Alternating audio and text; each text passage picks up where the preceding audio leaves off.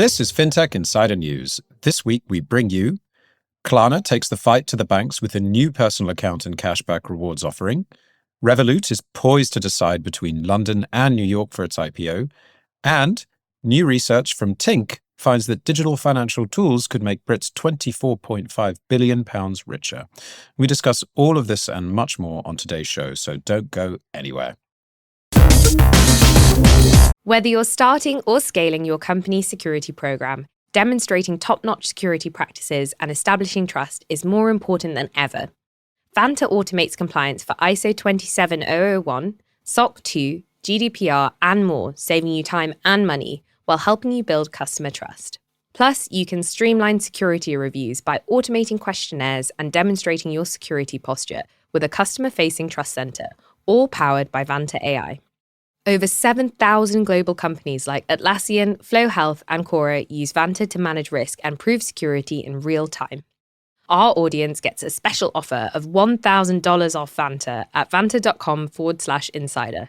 That's VANTA.com/insider for $1,000 off.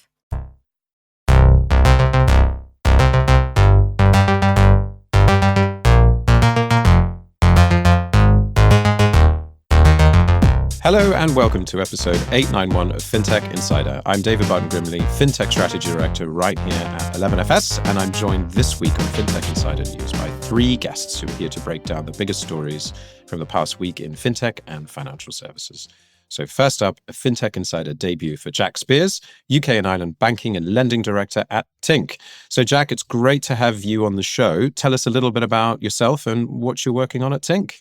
Thank you very much, David. Great to be on. I guess a little bit of a background to Tink. We were acquired by Visa a couple of years ago, and my role within the business is primarily to help UK and Irish banks or lenders improve their processes in three core areas. So that could be around their payments capability, looking at account-to-account payments, sweeping, and then future state payment, the things that are being spoken about from a regulatory standpoint at the moment, like VRP. Then secondary to that, we help lenders streamline their lending processes. So using bank account data to make better decisions for their customers. And then the third bucket that we help these customers with is their engagement strategy. So utilizing the tools that we have to enable them to get better understanding of what their customers are using them for and to provide the right products to the right individual at the right time. Awesome. It's great to have you here, Jack. And next up, we have a return, or I should say a multi-return to the podcast, Sarah Kocianski, CEO of Fintech Wales. It's always great to have you on the podcast, Sarah. How's things going in Cardiff? Thank you. They're very, very good. Very well, thank you. I've been here 6 months now, so properly settled in. We've been doing all sorts of things over the summer. The most recent one I can probably tell you about is that yesterday we launched a partnership with Future Finance, which is a fully funded program out of Bristol and Glasgow universities. And their aim is to help financial services companies adopt technology to enable a broader range of people to access a wider range of services, particularly looking at vulnerable and underserved communities. So we're really excited to help them bring that program into South Wales. So not much of a summer break for us, but all really exciting stuff. Amazing. Yeah, it does sound exciting. And we have another Fintech Insider debut for Karthik Jagannathan, Head of Payments Advisory for Intix. So Karthik, welcome to the podcast. Tell us a little bit about Intix and some of the stuff you've been up to there.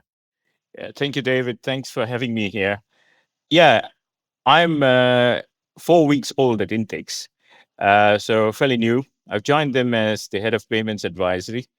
And a little bit of background about myself. I mean, I've spent over 2 decades working for banks and different payment companies, working across the globe really with various payment schemes and standards and, a little bit, let's say, on the plumbing side of things, if I can use that phrase.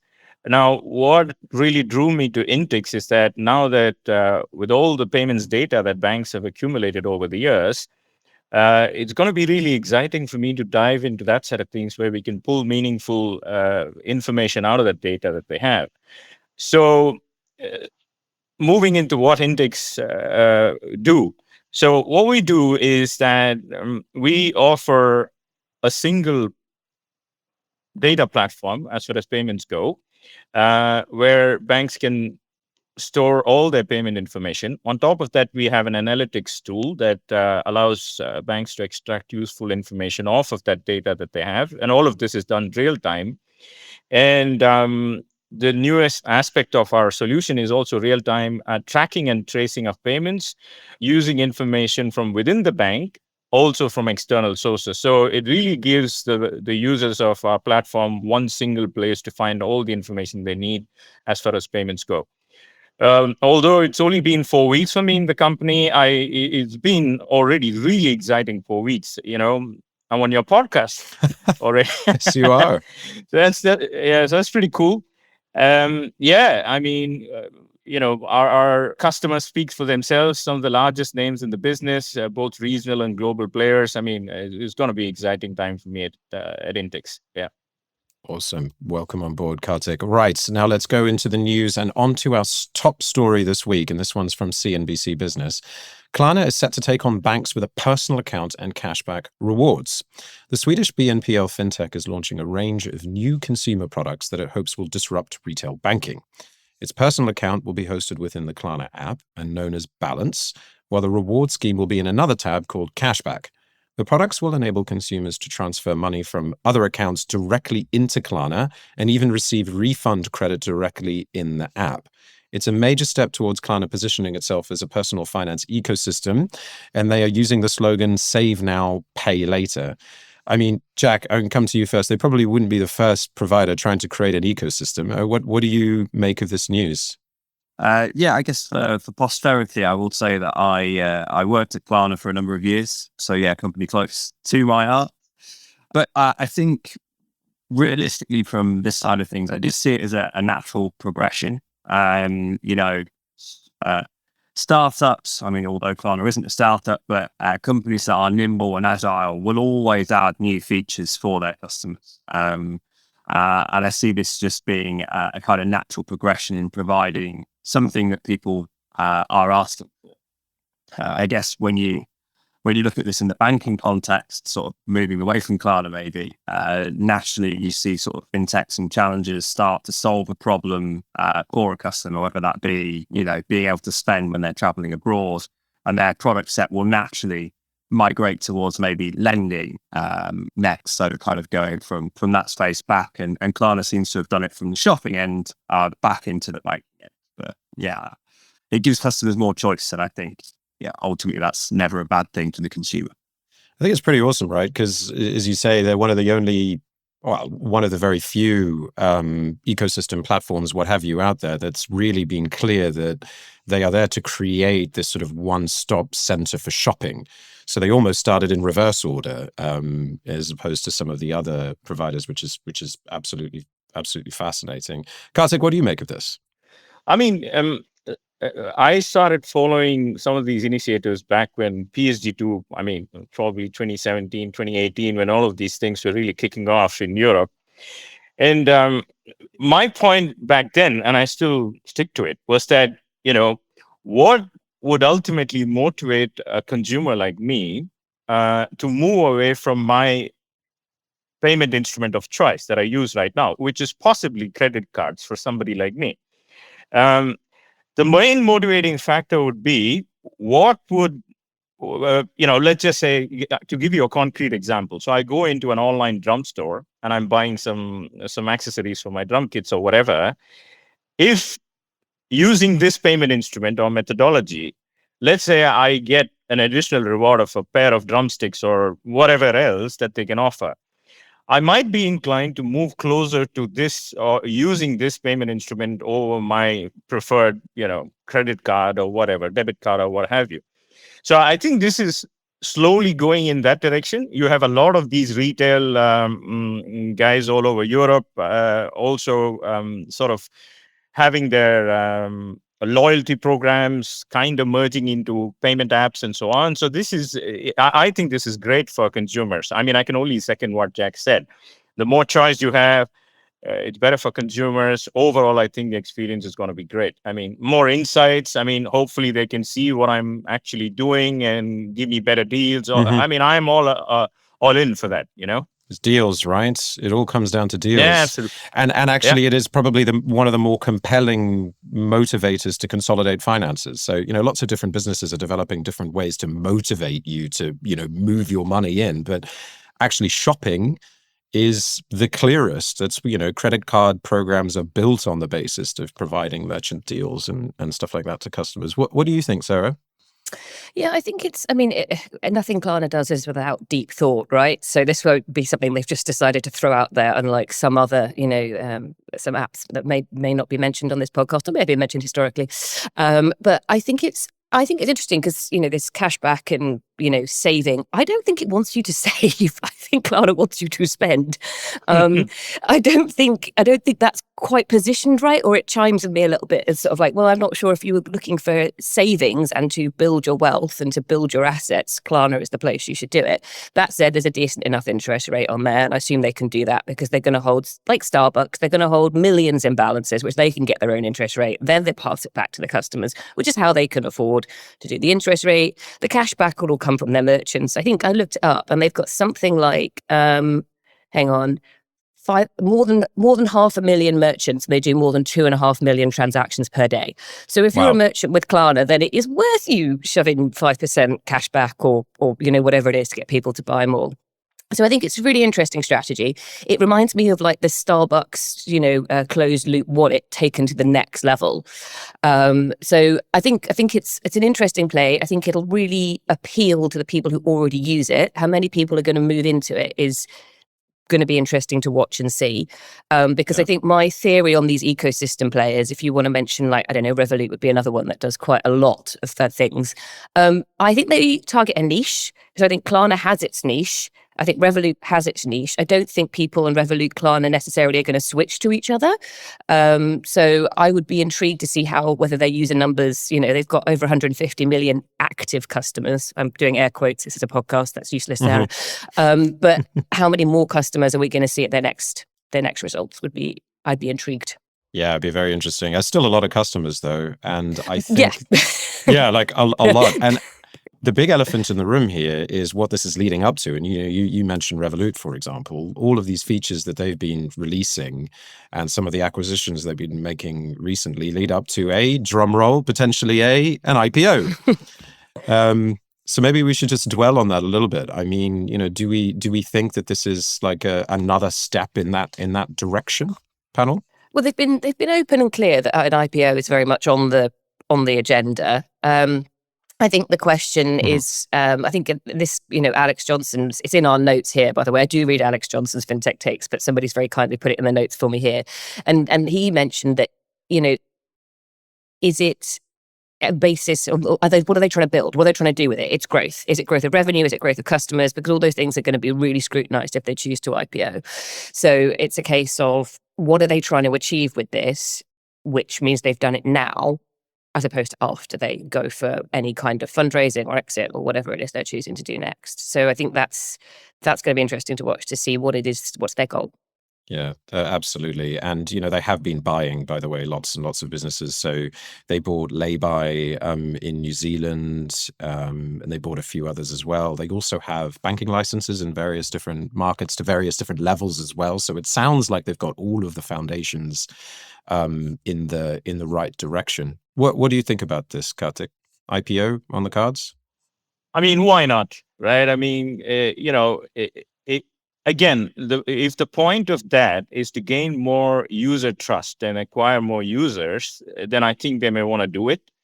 Because if you're a listed company, then as Sarah mentioned, additional scrutiny and so on and so forth. So they could potentially gain more customers, seeing that it's a listed company now. But again, it's their acquisition strategy is interesting to say the least.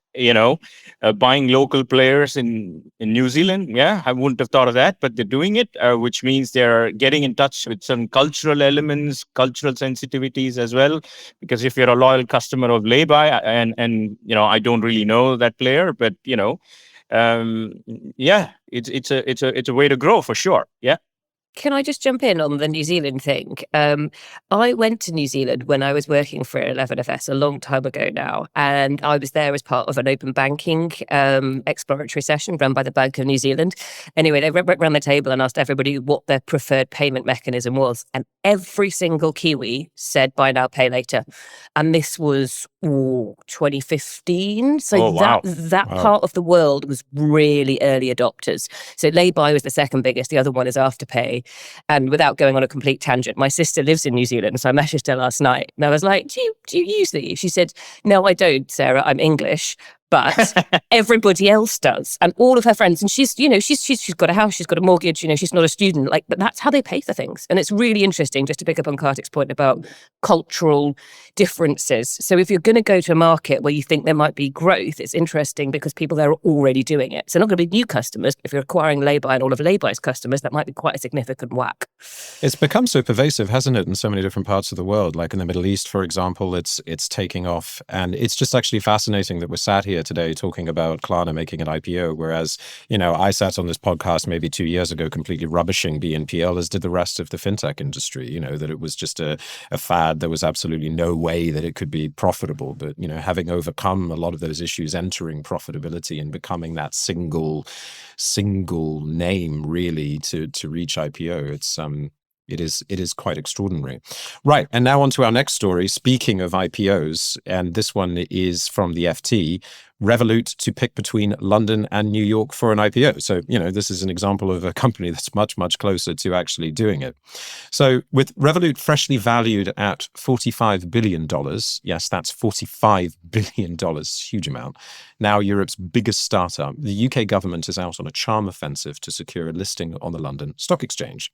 The FT have reported on meetings between the city minister and Revolut scheduled for the autumn to try to move the needle on the decision. But Revolut boss Nick Storonsky has previously said that the London Stock Exchange is much less liquid, so I just don't see the point. Meanwhile, Starling Bank has indicated that they will go for a London listing.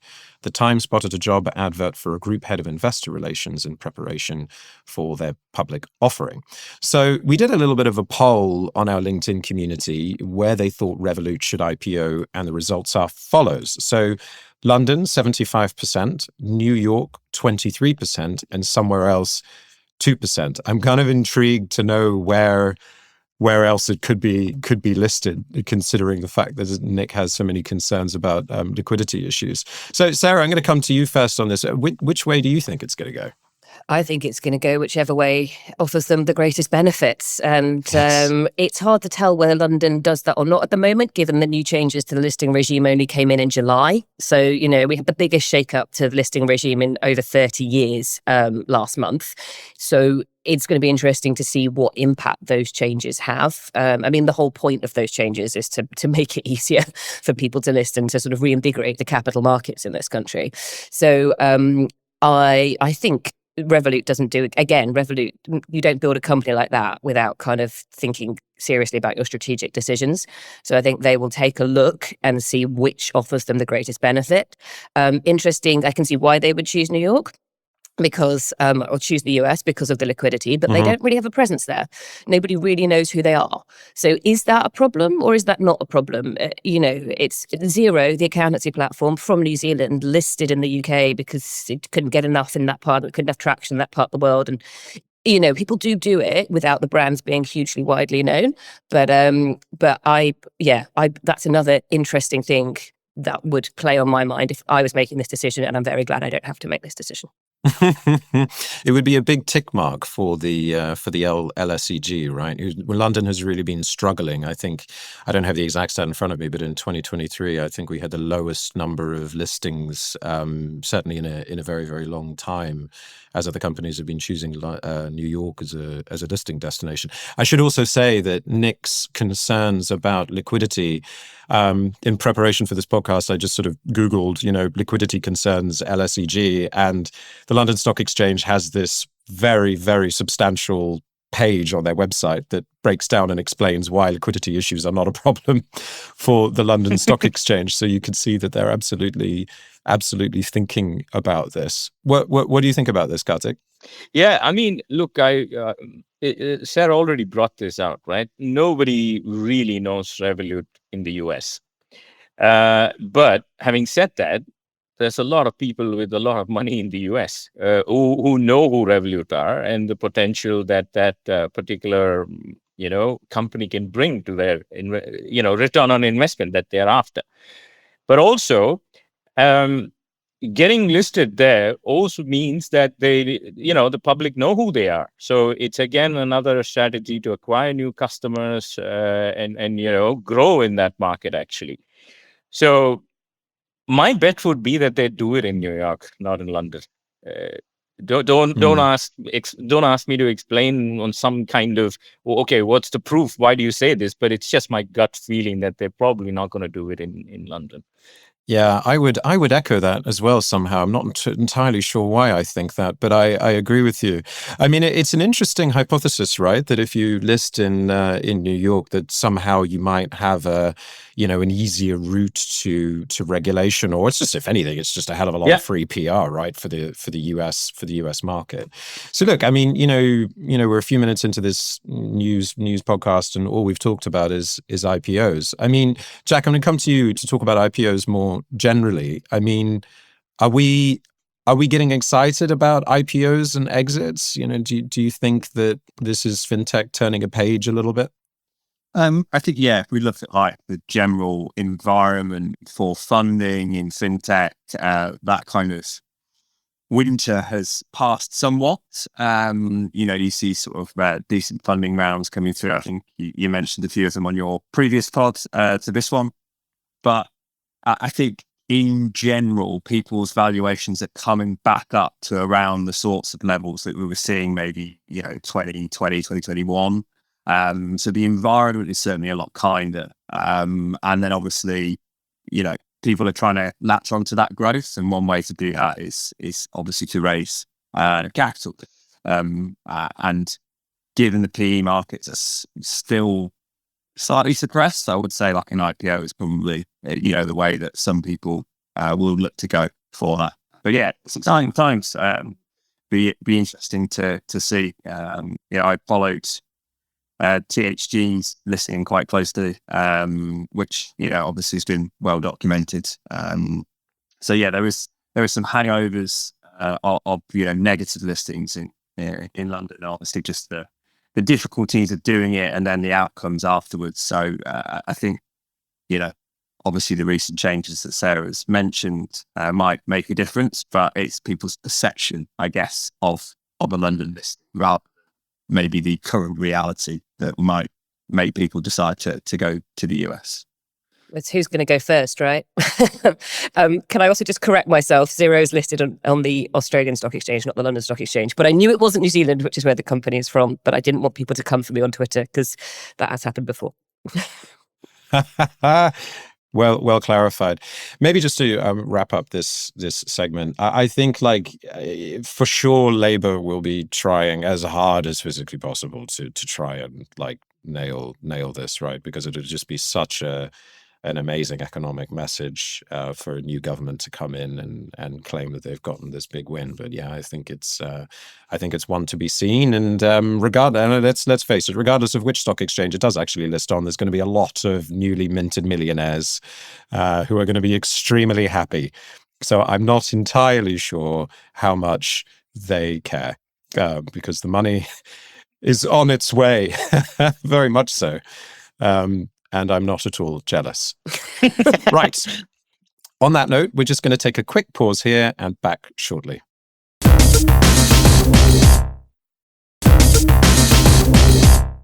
Welcome back.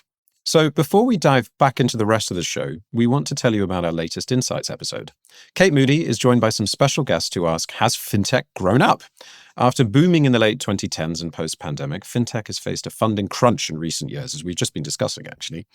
So with investors cautiously returning, we sat down with a fintech founder, VC, and journalist to look at how companies can shift towards a more sustainable growth model. It's a great listen and available now, so just head to the podcast below this one in your feed. Right, now back to the news. And this one is from Fintech Global. New research from Tink finds that digital financial tools could make Brits £24.5 billion richer. The digital banking platform has found that there are 7.6 million people who use digital finance management tools in the UK, are on average £37 better off a month for using those tools, or £445 a year. So that's quite a lot of money. Half of the consumers surveyed said that they would like their banking app to help them track spending on subscriptions. 75% of the respondents to the survey signaled that they were eager to monitor their expenditures, with 27% looking to cut down on unnecessary spending. So Tink has found that the more that customers engage with these tools, the happier and actually less stressed these people become. So it's a really fascinating report, and we are absolutely lucky enough to have Jack Spiers from Tink, who you all know, on the podcast with us. So, Jack, were you surprised by the results of this research? I would say yes and no, to give a kind of ambiguous answer. I think everybody, well, maybe not everybody, but people do know that they need to keep a tabs on their money. And unfortunately, it's usually the lowest cohorts in society that have to learn about budgeting the hard way, right? Usually by hitting some sort of financial trauma and then getting into debt and having sort of things like that. So I think, financial education and wellness is key. And there's lots of debate going on, why we don't get taught this in school and things like that, which we could kind of talk about a lot. I think I was unsurprised by the level of people that were interested in it, and the level of people that said they were mindful of this in the current cost of living crisis. The one thing that did slightly surprise me was that only 13.8% of those surveyed said they were aware of digital finance management tools and already use them, which I found quite low. And I don't know whether that's because if it's in your banking app and you use it passively, you don't necessarily think of it in that way, or it's whether some people track their spending, let's say, in notes on their phone or on spreadsheets, and they don't necessarily deem that to be sort of tracking or budgeting in the same way. So like I say, I was not surprised by some of the outcomes, but was a bit more surprised at some of the others. It's an interesting point you raise. I mean, I wonder what the penetration is of PFM businesses beyond your, I don't know what the demographic is, right? But early adopter, let's say, or someone who is, digitally active and very into managing their finances. So it's a very interesting insight to maybe some of the limits of some of these businesses at the moment. You also mentioned, and from the survey as well, the sort of positive mental impact that this actually does have, that people can become happier and less stressed. That is actually very, very fascinating to me, because some of the experiences that I have with lots of data in my life, like if you look at health data, for example, is actually sometimes they make you a little bit more stressed. So maybe tell us a little bit more about that.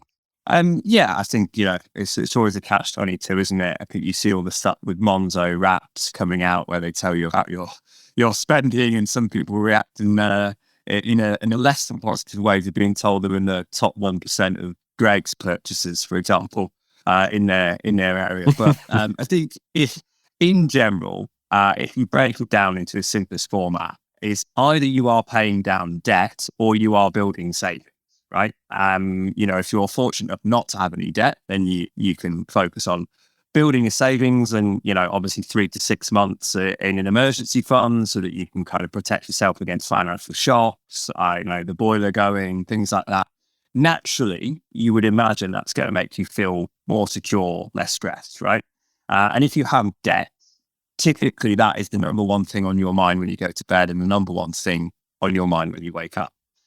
So if you have an understanding of how you can go about paying down that debt, then it's not necessarily the large items that you need to pay for, right? Everybody knows that their mortgage or their rent goes out and they need to pay it. It's the odd coffee on the way to work. It's the other things. It's the unused subscriptions. It's things like that don't necessarily hit your pocket on a day-to-day. But if you extrapolate that over the course of a year, you suddenly could be in a position where you are not servicing debt, but you are putting money away into savings. And I know that's far too simplistic, and some people obviously are in a situation where their outgoings exceed their incomings. And I completely understand that. But I think it certainly helps people's mental health to have an understanding. And that's if they want to engage in it. If you're in a difficult spot, the easiest thing to do sometimes is to bury your head in the sand, which is what a lot of people do, and what we're essentially trying to help businesses to help their customers not to do. Absolutely. Sarah, what do you think about this? Would you have thought maybe more people would be engaging with these, or is actually 7.6 million quite a lot? That's quite a lot as far as I'm concerned. I think I'm going to put a slight Welsh spin on this because, that's my bag these days. There's a couple of things. I think one is you've got 7% of adults in Wales don't have internet access of any sort. So these kind of digital tools aren't going to reach. That's quite a significant chunk of people, right? So these digital tools aren't going to reach them. The other thing to say is that financial education is on the curriculum in Wales. 9 to 17-year-olds are taught about financial management, budgeting, etc. So that's something England could take if they wanted to see how it's planning out. And I think it's just, I also wanted to bring up another piece of research that's being done here by the Bevan Foundation. And they've been conducting some research into money management apps. And very much as Jack said, they found that these apps kind of offer limited benefits to those who are on the lowest incomes. Like, you can't build up savings or pay down debt if you don't have any money left over. Like, that's not a thing. So I think for those people, the research has found that there's sort of somewhat limited value. However, for those who are on the higher incomes, they are more useful. And the example they give here is for a person working full-time at the national living wage, they might benefit from these features.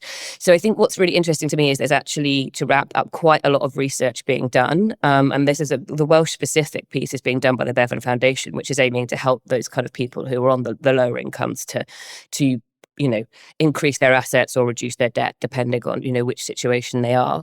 And the Bevan Foundation is going to publish a report at the end of the summer, which shows kind of the impact that the money management apps are having on people who are using them.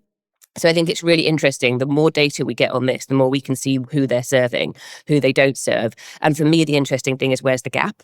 So if these money management apps are doing a really good job for those 7 million people, that's brilliant. But what about the other people? Why aren't they using them? Do they need them? Maybe they don't need them. If they don't need them, then great, good for you. They're those people who are making millions off Revolut.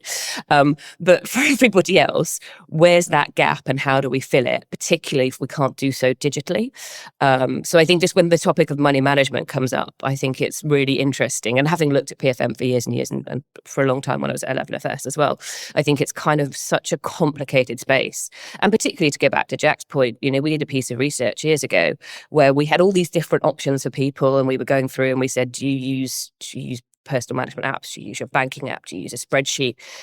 Do you use cash? Do you take it out and, put it in envelopes? And the one we hadn't got, and that came back from our jobs to be done research, was, no, I write it down in a notebook. That's how I budget. I've got a paper and pen. So I think it's really interesting to see kind of the spread of money management tools out there, who they're helping. And the more we understand, the more we can tailor those tools to help a wider range of people. Absolutely. So fascinating. And I guess the underlying story behind this is the use of data, payments data, account data from open banking, and aggregating all of that together into a view that you can make some meaningful sense of. Karthik, I want to come to you on this one, thinking about a flow of data from payment providers and banks. Do you think that maybe banks who offer these types of tools and services, it acts as a good brand incentive to them to do more of this? Yeah, absolutely. I mean, look, that was the point of one of the use cases that PSD2 brought out, right? Account aggregation services. I mean, I don't know who's made money off it, or it's an absolute. You need it for sure. I mean, look, I'm the kind of person who's very much just in time, knee jerk subscriptions. Where I find a YouTube ad annoying me way too often, especially when I'm watching a long sort of video on drumming or music or whatever else, I might just quickly hit subscribe. and just forget to unsubscribe, so it just goes on and on and on. And then, if somebody like me would really benefit from a tool like this, especially on unused subscriptions where you just need to highlight, okay, this is on, money is leaving your card account or your bank account. I think this is really important. But coming back to, yes, I mean, I think some of the Belgian banks, again, just FYI, I am based in Belgium right now, not in the UK, to our listeners. So an outsider, so to speak. Some Belgian banks do embed these tools, and I find them fascinating because they do tell me how money is leaving my bank account. Unfortunately, it doesn't really take into account my credit card spending, which is where most of the transactions are. So a more holistic view of data that cuts across different payment instruments that I'm using, that might be extremely handy for a user like me or somebody in my sort of financial situation. I mean, but I think at the core of it, there's far little done in this space, especially for sort of this middle to higher middle income sort of band, where I think the tool can really make a difference. Absolutely. Yeah. And, look, as Sarah said, we've been talking about PFM for years and years and years and years. And I think it is good to see that there are some fantastic businesses that actually translate the insight into action. You think about businesses like Plum and Snoop and Moneybox and everything like that. And I'm sure there's many all over the world. So yes, it'll be very interesting to see how it grows. Go on, Karthik. Just want to quickly, there was a Belgian company that absolutely did a banging job of this. Unfortunately, I think they even offered cashback for those customers who allowed them to aggregate and provide them a dashboard of sorts.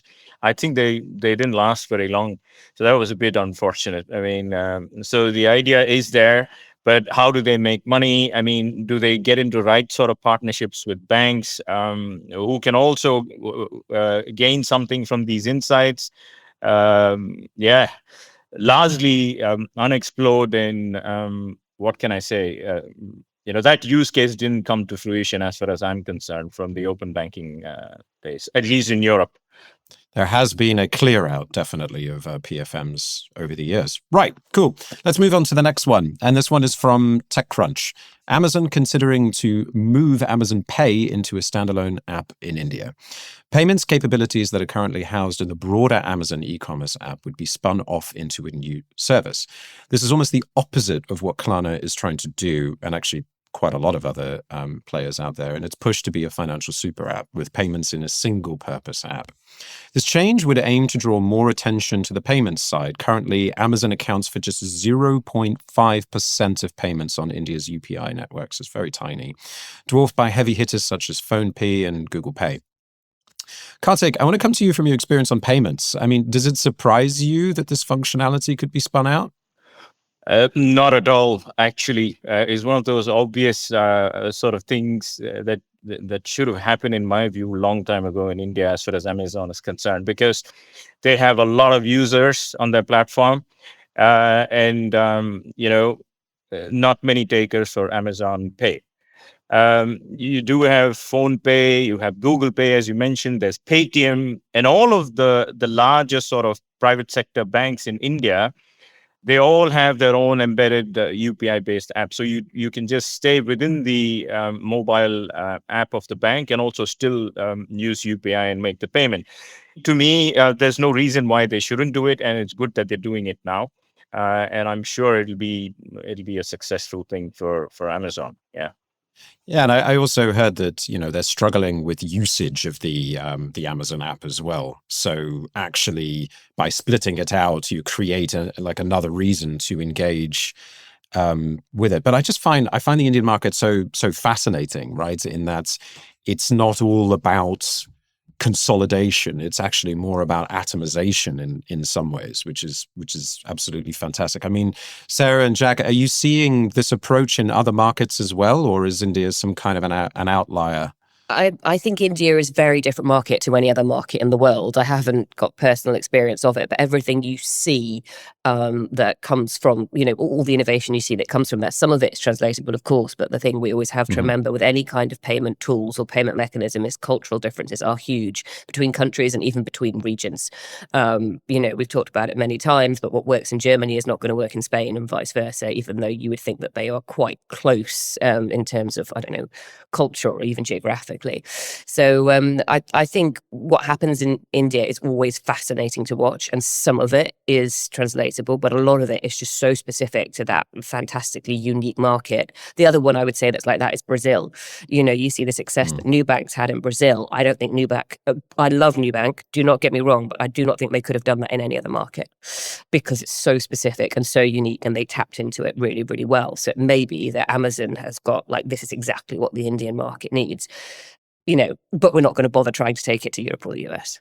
Yeah, absolutely. Jack? I think just open on service points there. You look at UPI in India, Pix in Brazil, instant payments around the world. I think, you do have to be deeply embedded in the market to understand it and understand what works and what doesn't. I think it's been mentioned, but you've got people like Ideal in the Netherlands. It's by far and away the biggest payment method for a lot of people.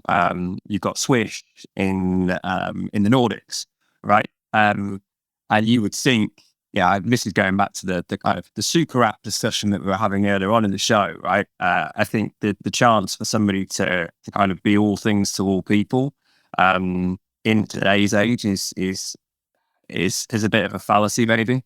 I think it's quite difficult to be all things to all people, especially when there's so much choice out there in terms of the way that people spend and they bank with different people.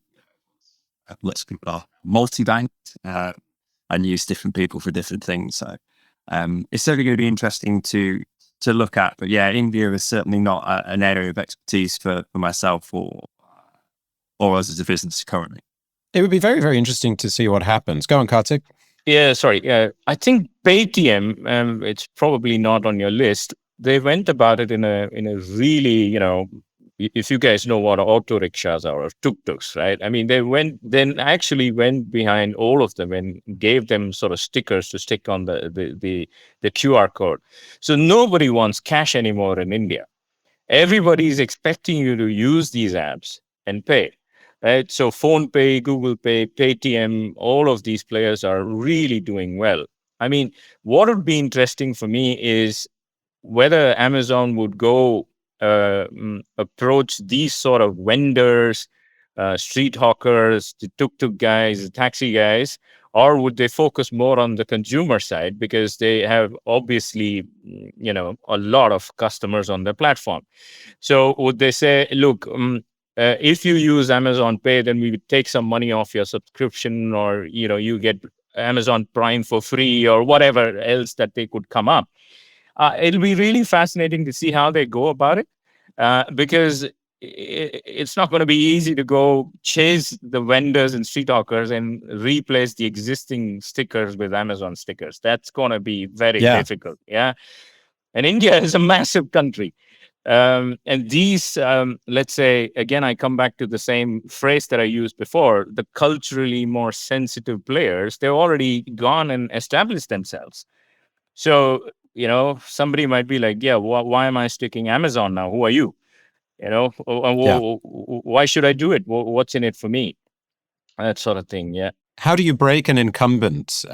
So just with some rough Googling, PhonePe has about 40+% of the market in India, and Paytm has something like, I don't know, let's say 11 to 14% roughly of the market. I mean, how on earth do you break into that just enormous usage without finding a niche? And I guess, on the consumer side and the merchant side is where Amazon might more naturally play. do what Klarna did, right? I mean, with the New Zealand company, buy them. Yes, they have a lot of money. That is the case. I think it might also just be worth reflecting a little bit on in the EU, Apple Wallet having to open up their NFC chips, because that is an example of a monopoly, let's say, that has now been forced by regulation. We've covered this a few times on the podcast, but I don't think what we've talked about too much is what happens. So what does it mean actually for the consumer to want to use a different payment app within the wallet? To me, that is just not entirely clear, because I'm kind of happy with just using Apple Wallet as it is. I get the business incentive, don't get me wrong. I totally understand that. PSPs are, desperate to get in. Great. But how do you then translate that into a customer value? Cashback. Yes.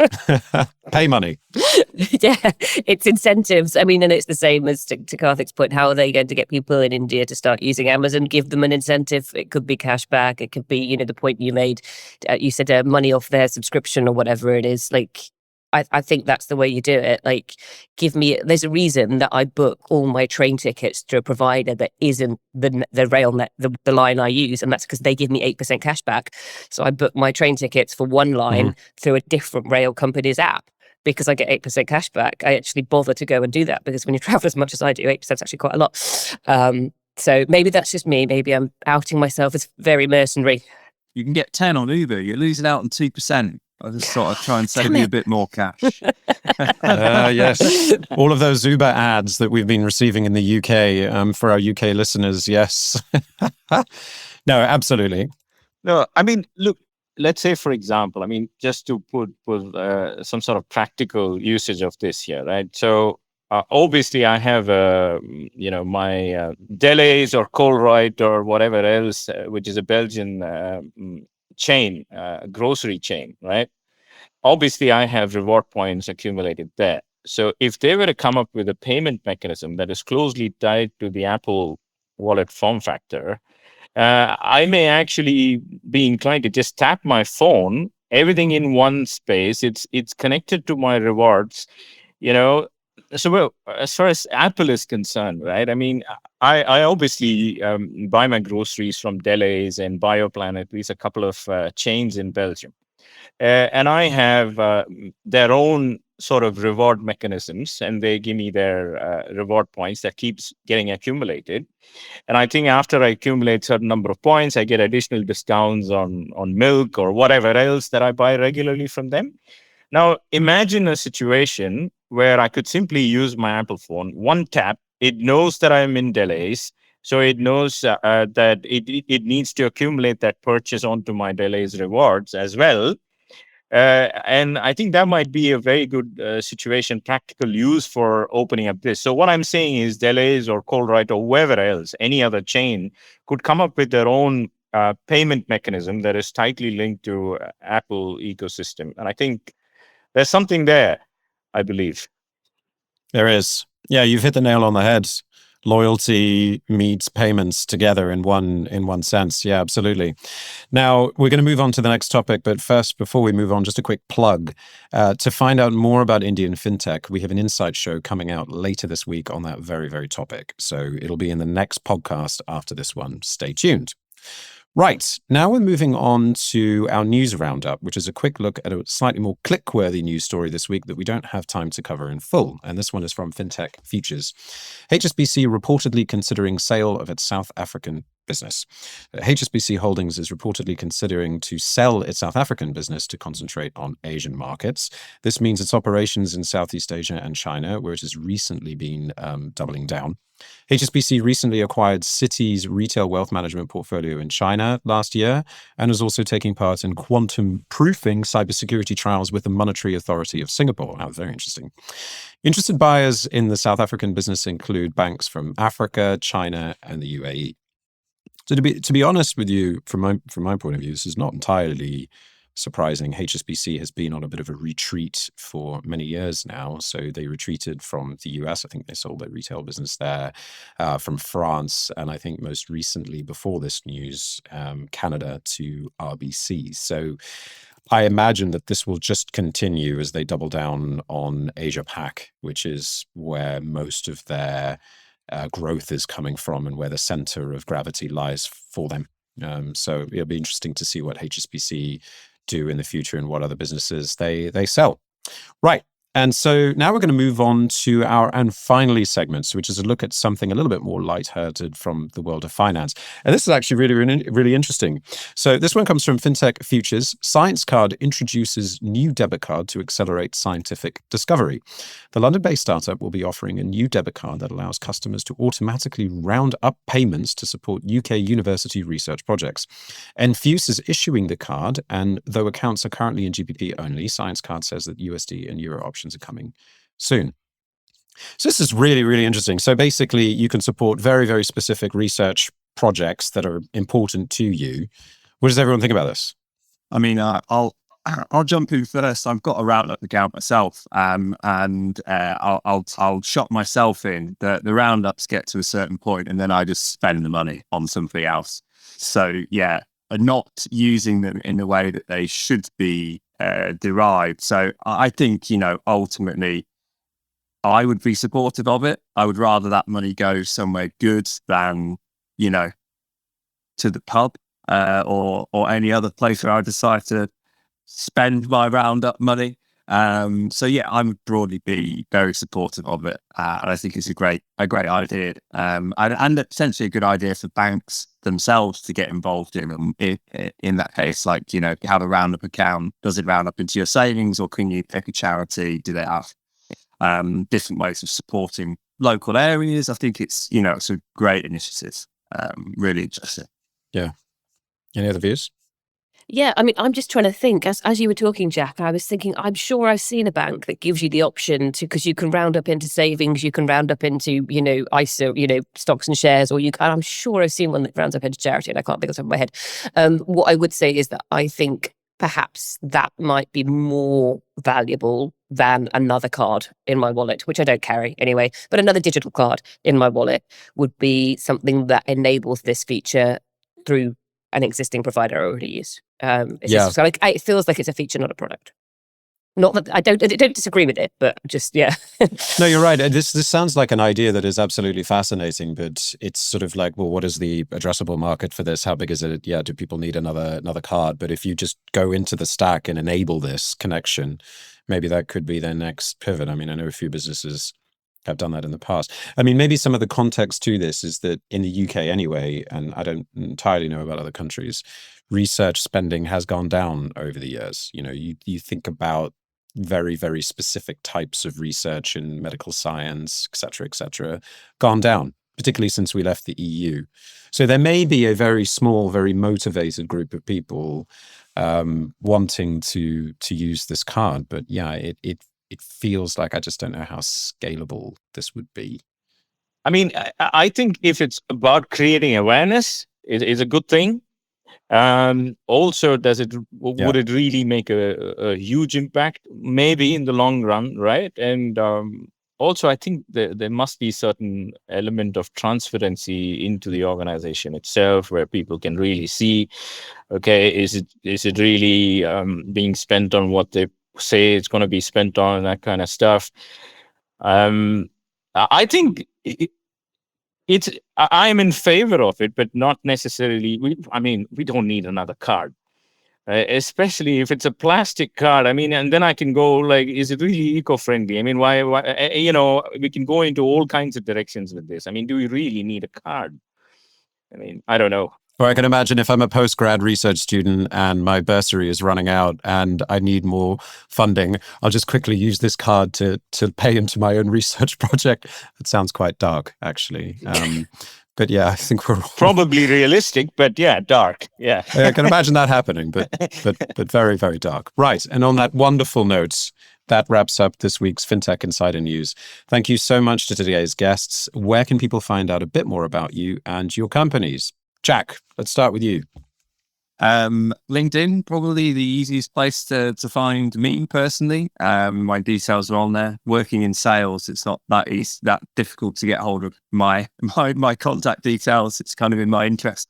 And then from a Tink products point of view, our website, tink.com, and then obviously the wider Visa cohort of products and services. I think, everyone knows Visa and where to find them. But yeah, feel free to get in touch if you've got anything you want to talk to me about. Awesome. And Sarah? Well, you can find me in Wales most of the time. If you're trying to get in touch with me personally, LinkedIn is definitely the best way to do it. I haven't found another platform to replace Twitter yet, so I'm sticking with LinkedIn. If you are a company in Wales or you're a company that's looking to expand to Wales, then please do go to fintechwales.org and you can find out all about what we do in more detail, including kind of funding options and things that are available to companies that want to move into Wales. Awesome. And Karthik? Yeah, oddly enough, there's a lot of Karthik Jagannathans on LinkedIn. So maybe just just add Karthik Jagannathan and Intix, and you'll probably end up on my page. As far as Intix is concerned, intix.eu. You can easily book a demo. They'll end up in my inbox or a colleague of mine, their mailbox, and reach out and we'll show you how you can use your payment data. Awesome. Thanks, Karthik. I wonder when someone one day is going to say, and you can find me on Truth Social. That would make my day. It would be so funny. Sorry, what is Truth Social? You don't know what Truth Social is? Truth Social is Donald Trump's social media platform. Is that I sort of low-key think every time people say, and I've said this before, I can't think of another platform other than Twitter and LinkedIn, or Truth Social. You can find me on LinkedIn, not Truth Social, absolutely not, at David BG. Thanks for listening, everyone. If you like what you've heard, please follow our podcast and don't forget to leave us a review. It helps us to make a better show and helps others find us. And if you're listening on Spotify, you can now drop us a comment and tell us what you thought about the show. As always, if you want to join the conversation, find us on social media. Just search for 11FS, Fintech Insider, or email podcast@11fs.com. Thanks very much and goodbye. Whether you're starting or scaling your company's security program, demonstrating top-notch security practices and establishing trust is more important than ever. Vanta automates compliance for ISO 27001, SOC 2, GDPR, and more, saving you time and money while helping you build customer trust. Plus, you can streamline security reviews by automating questionnaires and demonstrating your security posture with a customer-facing trust center, all powered by Vanta AI. Over 7,000 global companies like Atlassian, Flow Health, and Quora use Vanta to manage risk and prove security in real time. Our audience gets a special offer of $1,000 off Vanta at vanta.com/insider. That's VANTA.com/insider for $1,000 off.